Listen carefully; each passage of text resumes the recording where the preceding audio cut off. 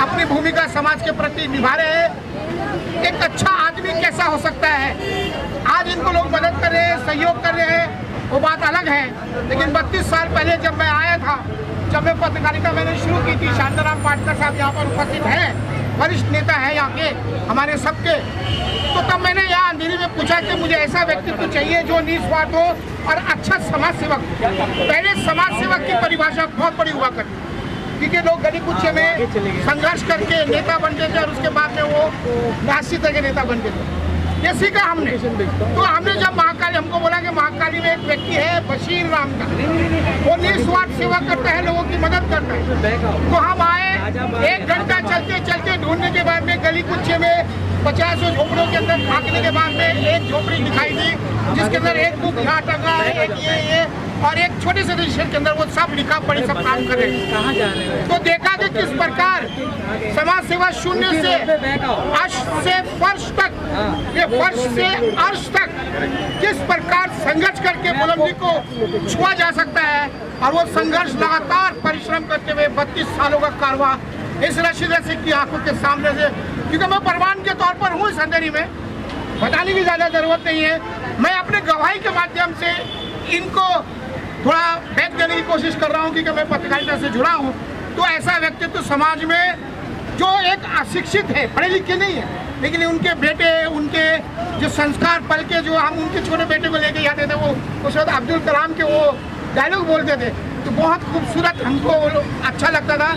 तो बशीर भाई ने अपने घर के आसपास के माहौल को भी समाज के हिसाब से डाला है। और ये जो इतने सब लोग समाज लोग खड़े हैं, मनीष शेख साहब जैसे यहाँ पर आए, हमारे तिवारी जी जैसे हैं, अपना गुड्डू भाई जो एक युवा सोशल वर्कर की भूमिका निभा रहे हैं समाज में, ऐसे बहुत सारे मेरे दोस्त हैं जो हर साल उसी एक फोन पर, अभी मैं मेरे बारे में बोलूँ तो अच्छा लगेगा कि मैं एक फोन पे आ जाता हूँ, सब आते हैं, जितने बड़े आते हैं, तो मेरी कोई हैसियत नहीं है। लेकिन हर व्यक्ति व्यस्त हो गया है आज के समाज में, लेकिन उसके बावजूद भी यदि अपना हाथ बटाता है, अपनी उपस्थिति दर्ज कराता है, तो ये इनके व्यक्तित्व के लिए, इनके अस्तित्व के लिए और इस देश के विकास में जो योगदान करते हैं उसके लिए बहुत बड़ी बात है और सैल्यूट करने की बात है। तो इनके लिए एक बार जोर से तालियां बजाएं। तो इसी के साथ मैं कह सकता हूँ, बहुत बशीर भाई की खुद तो ये बोलेंगे, सब बताएंगे।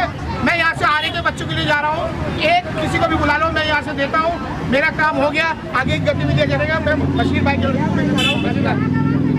तो एक बार में भारत माता की संघ की तरफ से हर साल यहाँ पर 15 अगस्त और 26 जनवरी के मौके पर प्रोग्राम मुनक़द किए जाते हैं।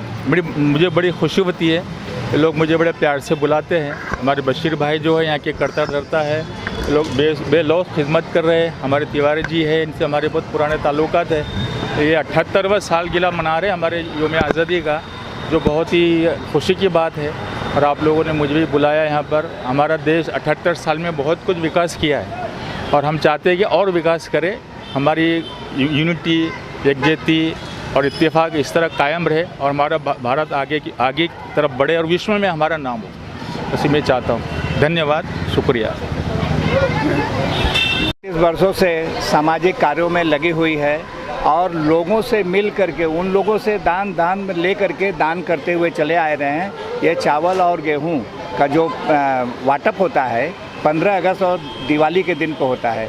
सबसे बड़ी बात है कि आज हम 78वां स्वतंत्रता दिवस मनाने जा रहे हैं और मना रहे हैं बड़े खुशी से।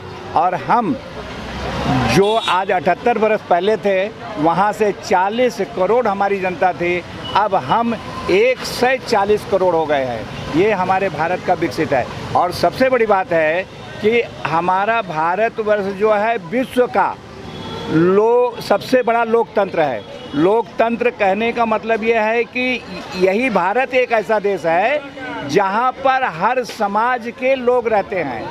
ऐसा समाज के लोग रहने के लिए विश्व के किसी भी कंट्री में, किसी भी देश में नहीं है। इसलिए भारत महान है। जय हिंद।